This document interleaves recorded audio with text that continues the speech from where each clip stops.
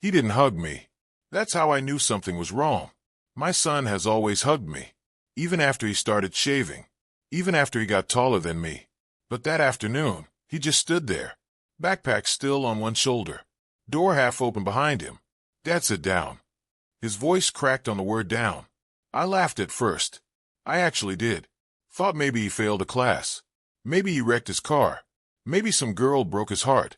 I said, "Boy, you're scaring me. What is it?" He didn't answer. He just looked at me like I was a stranger.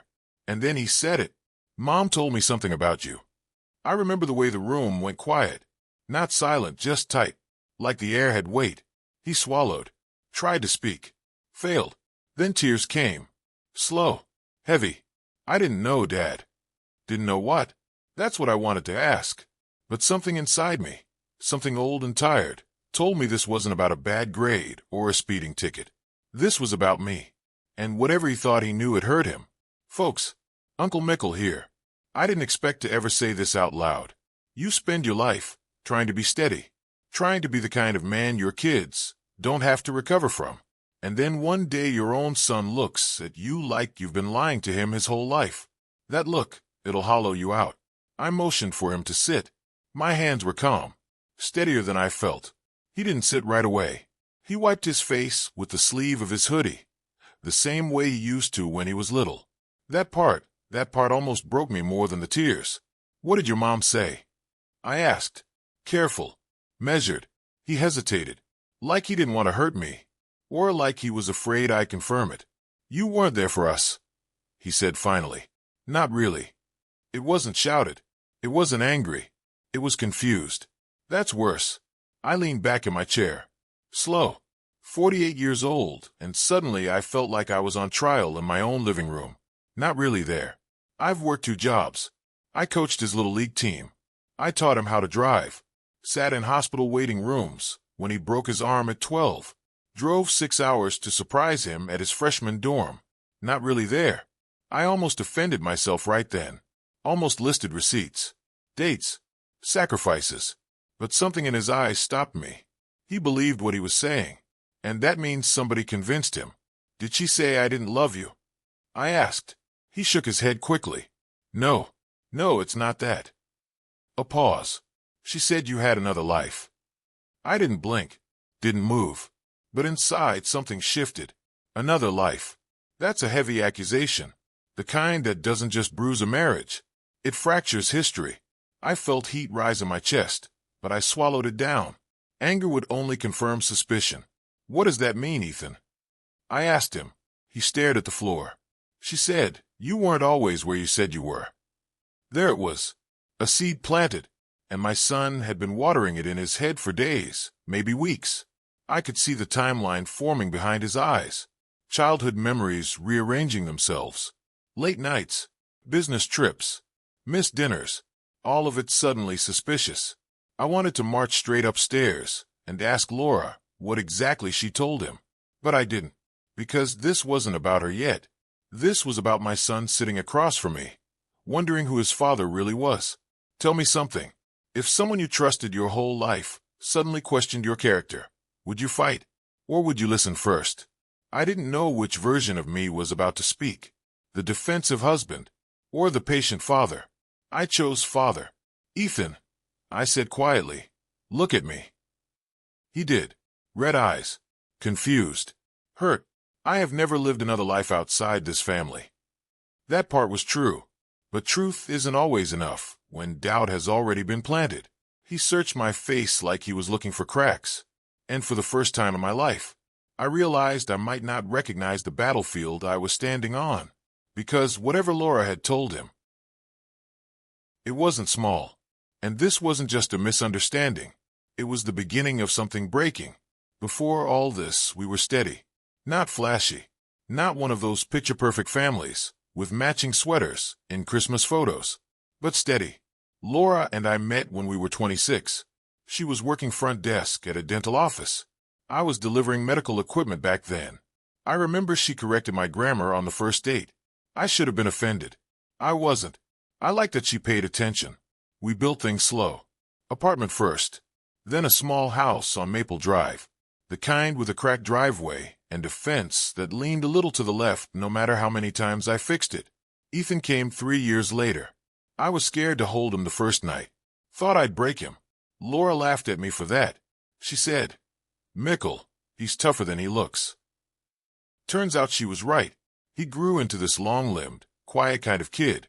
Not loud, not rebellious, thoughtful, the kind who'd ask hard questions at bedtime. "Dad, what happens if the sun burns out?"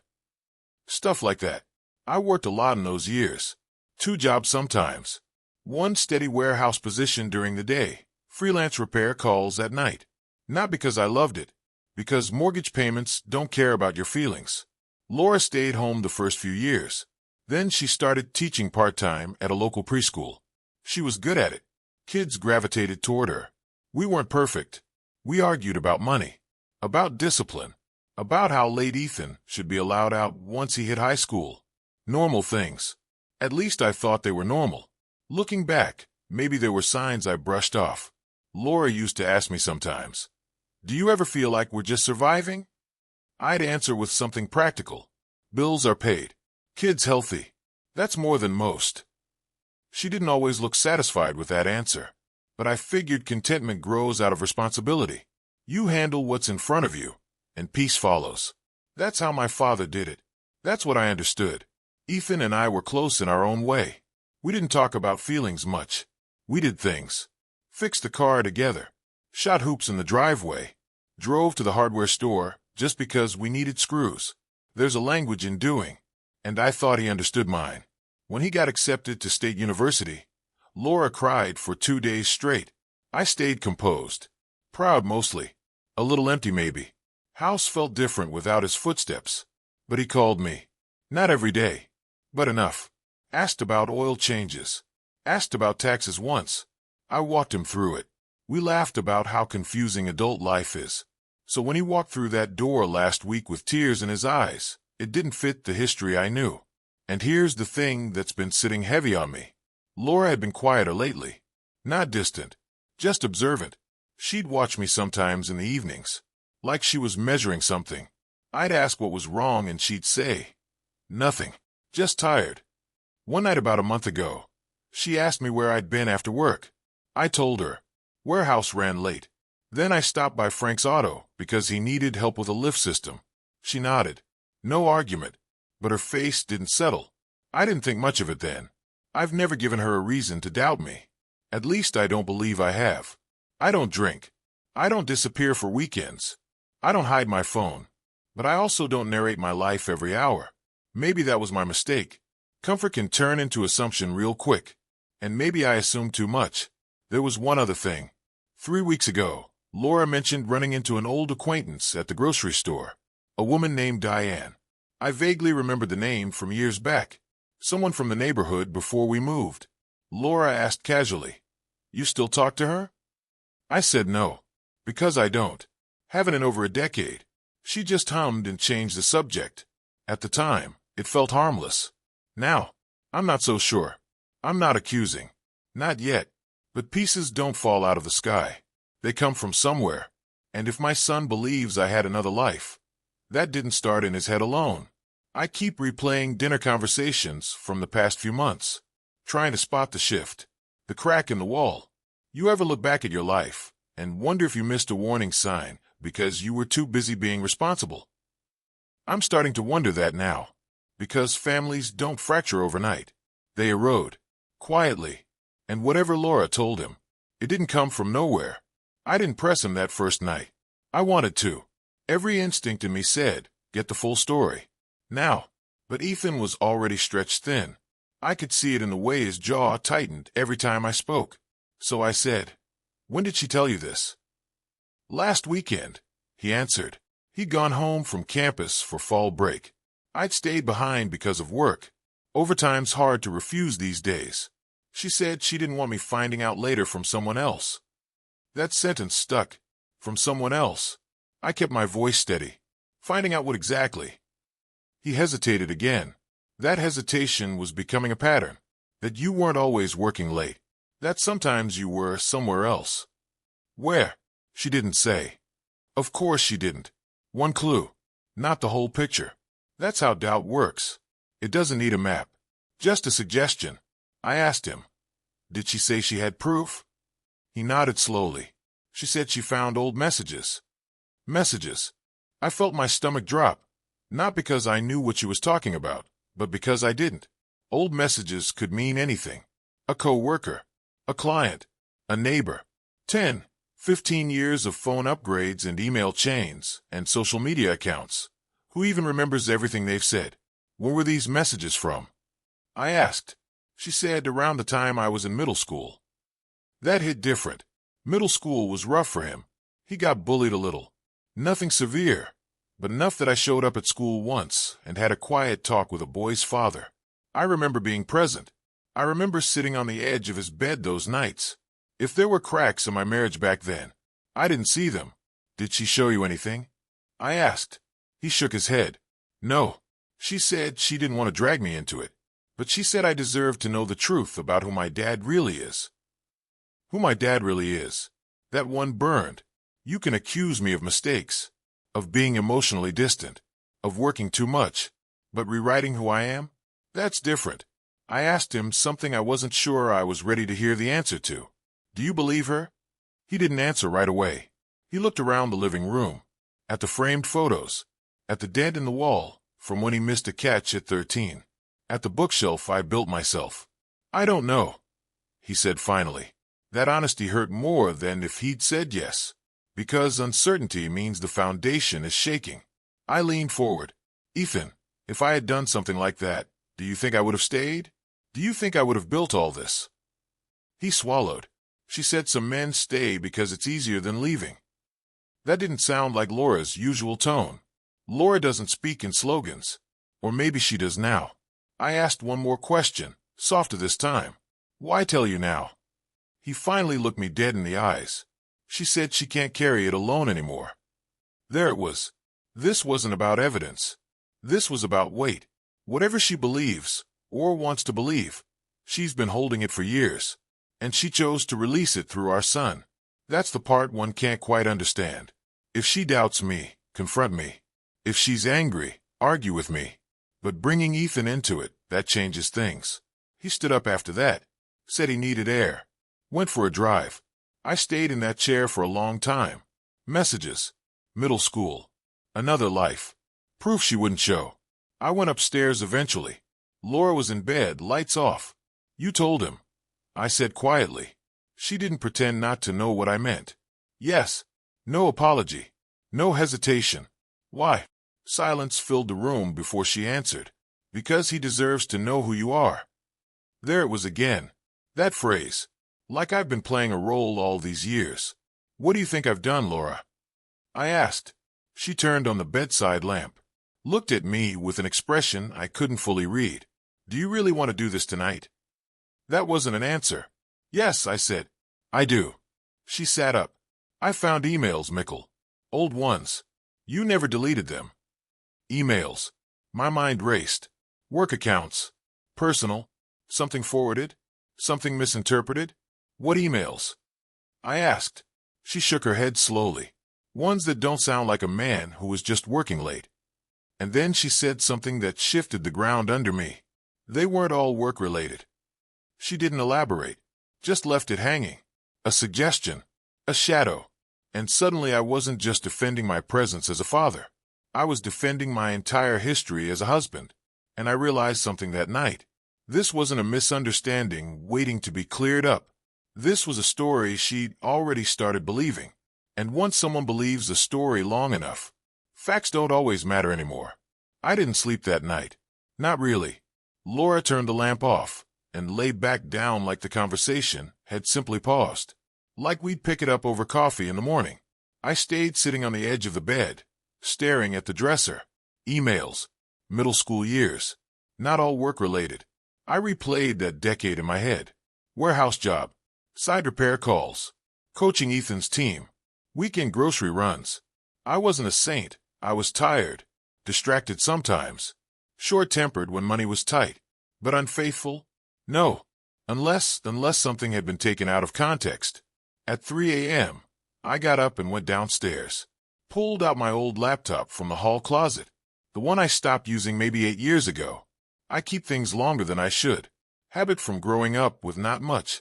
It took forever to boot up. Password took me 2 tries. My hands weren't shaking, but they weren't steady either. I opened the old email account. Thousands of unread promotional messages. Spam. Old invoices. I searched random names first. Nothing. Then I searched for Diane, because that name had floated up earlier. The grocery store conversation. A few results popped up. From 12 years ago.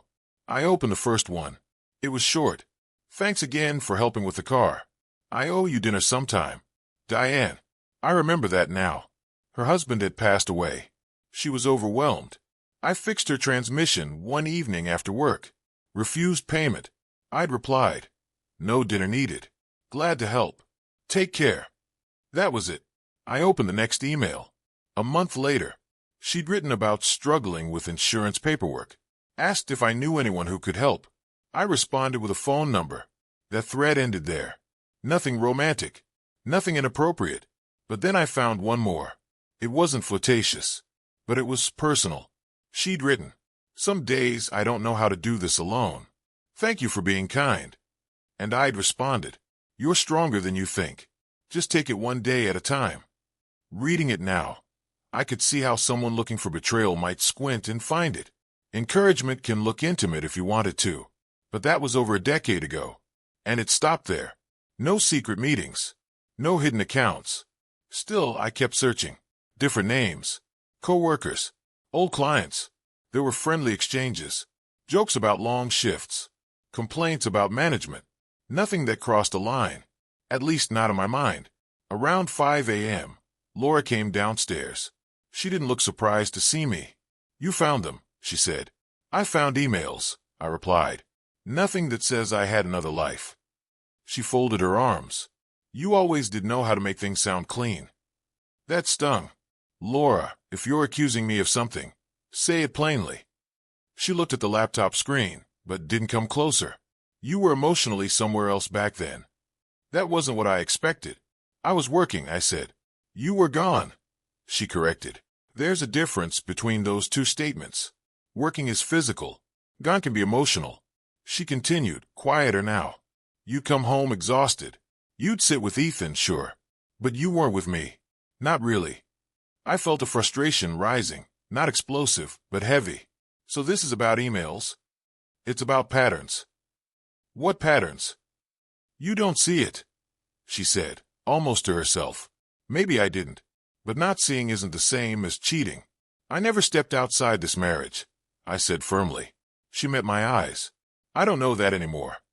That sentence, that's when something inside me dropped. Because doubt from a stranger is noise. Doubt from your wife of 22 years? That's earthquake territory. Ethan came downstairs mid-conversation. He'd heard enough to know we were in it. He looked between us like a referee who didn't ask for the job. I don't want to be in the middle, he said. Neither did I. Neither did I. I closed the laptop. There's no other family. No hidden apartment. No secret life. I said carefully. Ethan nodded slightly, but he wasn't convinced. And that's when I realized something worse than being accused. It's when your own child starts revisiting his childhood memories through suspicion. Every late-night shift becomes a question mark. Every missed school event becomes evidence. I saw it happening behind his eyes. That's the lowest point a father can feel. Not anger, not betrayal, but watching your legacy bend under doubt. And here's the truth I had to admit to myself in that moment. Even if I didn't cheat, even if I didn't betray physically, maybe I did disappear in ways I didn't understand. Maybe working nonstop felt noble to me, but lonely to her. That thought didn't excuse the accusation, but it complicated it. And complicated is harder to fight than a clear lie. Because now the question wasn't just, did I do something? It was, did I fail to see something? I stopped arguing after that morning. Not because I agreed, but because I realized this wasn't a courtroom. It was a slow bleed. You can't shout someone out of a story they've been rehearsing in their head for years. So I shifted. Not defensive husband. Not wounded ego. I became observant. If Laura believed I'd been emotionally absent, I needed to understand when she started feeling that way. Not to confess to something I didn't do, But to figure out where the fracture really began, first thing I did was take 2 days off work. That wasn't easy. I don't like stepping away from responsibility. But this was responsibility. I told my supervisor it was family stuff. He didn't pry. At home, the air felt tight. Ethan was still there, supposed to head back to campus in a few days. He moved carefully around both of us, like he was navigating broken glass. I asked Laura if we could sit down, not to argue, just to talk. She agreed. We sat at the kitchen table. Same place we'd done taxes. Same place we'd planned vacations we couldn't afford yet. I didn't start with denial this time. I started with a question. When did you start feeling alone? She looked surprised. Maybe she expected pushback. Around the time Ethan was 11, she said quietly. That year again. Middle school. What happened that year? I asked. You started coming home later. Even on days you didn't have repair calls. That caught my attention. I always had repair calls. Not always. There was something steady in her tone now. Not dramatic. Not explosive. Just certain. I'd ask how work was. You'd say fine. Then you'd sit in the garage for an hour before coming inside. I tried to remember. I'd spend time in the garage, fixing tools, organizing, sometimes just sitting, but not because of another woman, because I was exhausted, because bills were stacking up, because I felt pressure I didn't know how to voice. I wasn't avoiding you, I said. It felt like you were, she replied. That word again. Felt. This wasn't about proof anymore. It was about perception. I asked her about the emails. She admitted they weren't explicit, not romantic, but she said the tone felt intimate. You encouraged her in ways you didn't encourage me, she said. That one made me pause. Was that true? Did I offer softness to a grieving widow because it felt simple, while assuming my wife didn't need reassurance? Maybe. That's not betrayal, but it's not nothing either. I told her something I hadn't said out loud before. That year, I thought I was failing. I thought if I didn't push harder, we'd lose the house. She looked at me, confused. You never said that. I didn't want to scare you. We sat in silence for a while. Here's what shifted inside me in that moment. I realized we weren't arguing about infidelity. We were arguing about loneliness. And loneliness is sneaky. It doesn't knock loudly. It builds quietly until it rewrites history. Still, I had to draw a line. I did not have another life, I said calmly. If you believe that, then we're not dealing with misunderstanding. We're dealing with mistrust. She didn't answer right away. That silence told me she wasn't sure anymore what she believed. Ethan walked in halfway through that conversation. He'd probably heard enough already. I just want the truth, he said. So I gave him something different than defense. I wasn't perfect, I told him. I worked too much. I shut down when I felt pressure. I probably should have talked more. But I never stepped outside this family. He studied me. You can lie with words, but it's hard to lie with stillness. I don't know who's right, he admitted. That hurt, but it was honest. And honesty is at least solid ground. That afternoon, I made a decision. Not revenge. Not confrontation. Clarity. If there was doubt, we'd face it fully. I told Laura. Let's see everything. All of it. No selective pieces. She hesitated. That hesitation mattered, because if the evidence was truly devastating, she wouldn't hesitate to show it. I'll gather it, she said finally. Gather it. Like assembling a case. Fine. I can handle facts. What I couldn't handle was slow suspicion eating at my son's view of me. So I steadied myself. Not angry. Not panicked. Just focused. Because whatever this was, it was about to come fully into the light. And light doesn't just expose lies. It exposes misunderstandings too. I was ready for either. I think. She brought the folder out that evening. Not dramatic. Just a thin manila envelope. Ethan was already in the living room. I noticed he sat on the edge of the couch this time. Not slouched. Not relaxed.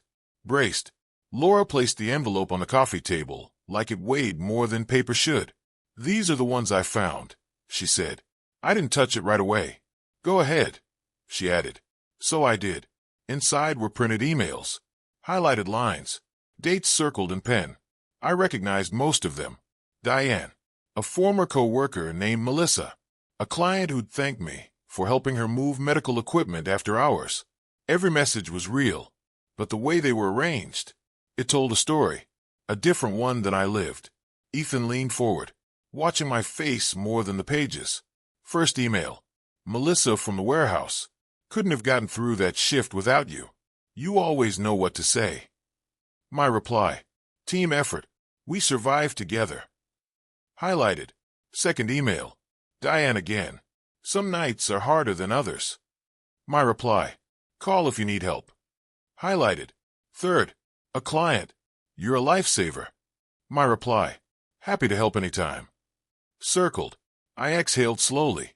These are your smoking guns. I asked, keeping my tone level. Laura didn't flinch. It's the pattern, she said. There was that word again. Pattern. I looked at Ethan. Read the full threads, I said. Not just the highlights. He did. Scrolling on the laptop, now instead of relying on paper. Silence stretched. Page after page. No flirting. No secret meetings. No miss you. No can't wait. Just encouragement. Professional support. Occasional warmth. Normal human interaction. But here's where it got complicated. There were timestamps. Late ones. 11:47 p.m. 12:15 a.m. That part didn't look great. I'll admit that. Ethan looked up at me. Why were you emailing at midnight? Fair question. Because that's when repair jobs finished, I answered. Or when people responded. He held my gaze. Why didn't you ever mention these people? I almost said, because they weren't important, but that would have sounded dismissive. Instead I said, because they were just people I helped. Laura spoke then. You helped them emotionally. No, I replied, sharper than I intended. I responded like a decent human being. Silence again. I felt something rising in me, not guilt, frustration. I had worked myself to exhaustion for this family. Missed sleep, missed hobbies, missed friendships, and now basic kindness was being reframed as betrayal. For a second, just a second, I wondered if I should have been colder all those years. Less available, less responsive. Would that have made me a better husband? That thought scared me. Ethan kept reading. Finally, he leaned back. There's nothing here, he said quietly. Laura's jaw tightened. It's what's not there, she insisted. What's not there? I asked. Us, she said. That landed. Harder than the accusations. She wasn't pointing at an affair. She was pointing at absence. You wrote paragraphs to them, she said. You gave them reassurance. You came home and gave me silence. I opened my mouth to argue, then stopped, because I couldn't immediately remember the last encouraging email I'd ever written to my own wife. I'd assumed she knew. Assumed love didn't need words. Maybe I was wrong, but assumption isn't infidelity. Ethan stood up suddenly. This isn't about another family, he said. It's about you two not talking. That was the first time his voice had steadied all week. He looked at his mother. You told me Dad had another life. Laura's eyes welled. I said he wasn't fully here. That's not what I heard, Ethan replied. And there it was. The fracture. Not lies. Not cheating. Interpretation. Pain translated through years of quiet resentment. I felt something shift inside me then. Not anger. Clarity. Laura, I said calmly. If you felt alone, I wish you had said it this plainly years ago. I tried, she whispered. Maybe she did. Maybe I didn't hear it through the noise of responsibility. Ethan looked between us. So what now, he asked. That question hung in the room. What now? For a brief moment, and I'm being honest here, I wondered if this was easier as a villain story. If I'd actually cheated, at least it would have been clean. Clear wrong. Clear consequence. But this was gray. And gray is harder to untangle. I won't accept being rewritten as a man who had another life, I said steadily. But I will accept that I might have been emotionally absent. Laura didn't argue that. That was the first sign. We were stepping out of combat. Ethan sat back down. The pace slowed. Breathing steadied. No shouting. No dramatic exits. Just three people sitting in the aftermath of years of misread signals. And I asked myself something I hadn't before. Was I so busy proving I was a good provider that I forgot to prove I was present? That question hit deeper than any accusation. Because this time, I didn't have an immediate defense. The house felt different after that night. Not lighter, just honest. That's the word I'd use. Honest. No more shadow accusations floating around without shape. No more half phrases like another life hanging over my head. We dragged everything into the open. It wasn't pretty, but it was visible. Ethan stayed 2 extra days before heading back to campus. Not because we asked him to, because he wanted to. That mattered. The morning after everything came out, he and I sat on the back porch. Cold air. 2 mugs of coffee. Neither of us talking much at first. Finally he said, "I didn't want to believe it." I nodded. "I didn't want you to have to question it." He stared out at the yard. When Mom said it, it just rearranged things in my head, like memories started shifting. I knew exactly what he meant. When trust cracks, I said slowly, the past doesn't feel stable anymore. He looked at me. "You really didn't have another family?" "No," I said. No hesitation this time. Just calm. He studied my face like he had that first day. But this time he wasn't searching for cracks. He was settling. "I think," he said carefully, "you and Mom just speak different languages." That almost made me smile. Maybe that's the simplest explanation. Laura and I started talking more too. Not arguing. Talking. The kind of talking we should have done 10 years ago. She told me about feeling invisible during those middle school years. How I'd come home, nod at her stories about preschool kids, then disappear into the garage. I told her about the constant knot in my chest back then, the fear of layoffs, the mortgage hanging over my head, the quiet panic of not feeling enough. "You never told me you were scared," she said. "I didn't think I was allowed to be," I answered. That truth surprised even me. Somewhere along the way, I decided fear was weakness, that my job was to absorb pressure, not share it. Turns out silence can feel like distance, and distance, over time, can feel like betrayal. We didn't fix everything overnight. Let me be clear about that. There were still tense moments, still defensive tones that slipped out, still old habits trying to reassert themselves. But something had shifted. The enemy wasn't infidelity anymore. It was misinterpretation. And that's easier to fight together than against each other. A week later, Laura apologized to Ethan. Not dramatically. Just a quiet, "I shouldn't have framed it that way." He accepted it, but I could tell the whole situation aged him a little. It's hard seeing your parents as flawed humans instead of stable pillars. I apologized too, for not seeing how alone you felt, I told Laura. She nodded. "I should have been clearer instead of letting resentment build," she admitted. "That's marriage, I guess. Not fireworks. Not movie speeches. Just 2 tired people learning how to translate each other better." We agreed on one thing firmly. No more involving Ethan in adult doubts. That line is solid now. He went back to school steadier than when he arrived. We still talk on the phone. Maybe a little deeper now. He asks different questions these days. Not just about oil changes. About stress. About relationships.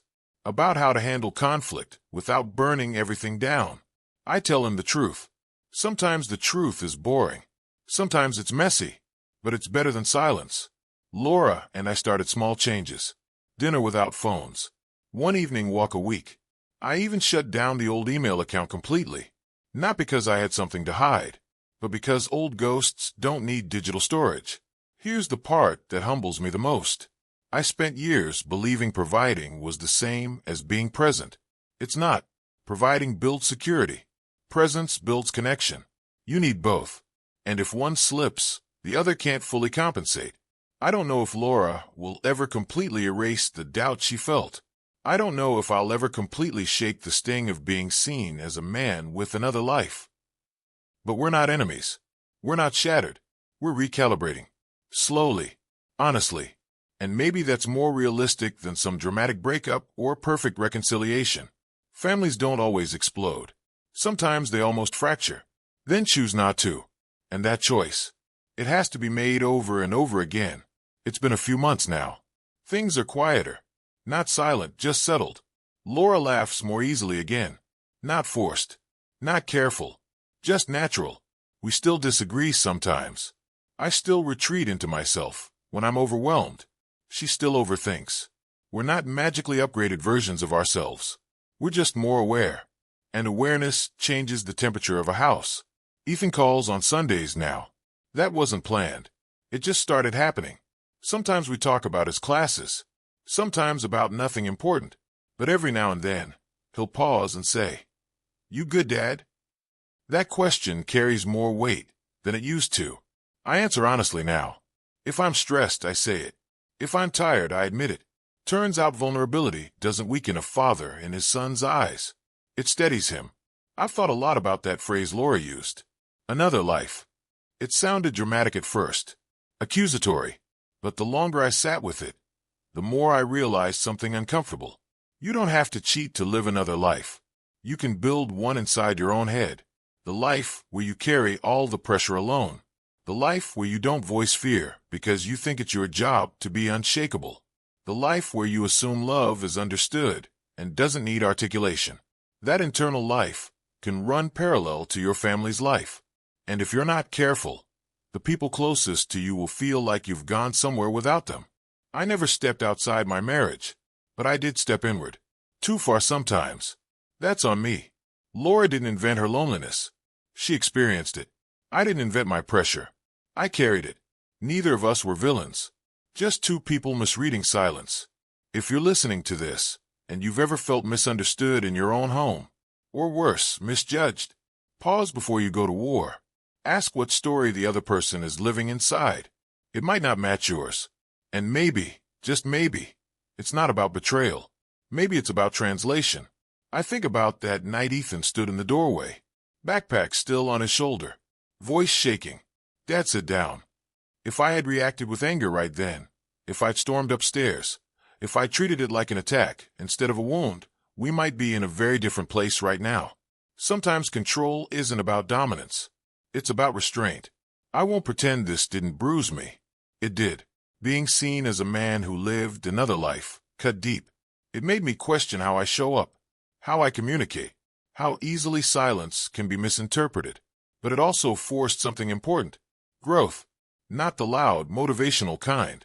The quiet, uncomfortable kind. The kind where you sit across from your wife of 22 years and realize she needed words you never thought to say. The kind where your son watches you closely, deciding whether integrity is something real or just something fathers claim. Let me ask you something. When was the last time you told the people closest to you, not just what you do for them, but how you feel about them? Not assumed they knew. Told them. Because assumption leaves space. And space, if left unattended, fills itself with doubt. Laura and I aren't perfect now. We're intentional. That's better. Ethan doesn't look at me like a stranger anymore. He looks at me like a man. Flawed. Learning. Trying. And I can live with that. Because at the end of the day, I didn't need to prove I was perfect. I just needed to be present. So that's my story, folks. If it resonated with you, go ahead and hit that like button. Subscribe to the channel. And tell me in the comments where you're listening from. I want to know how far Uncle Mickle's voice travels. Silence can build walls, but honesty builds doors.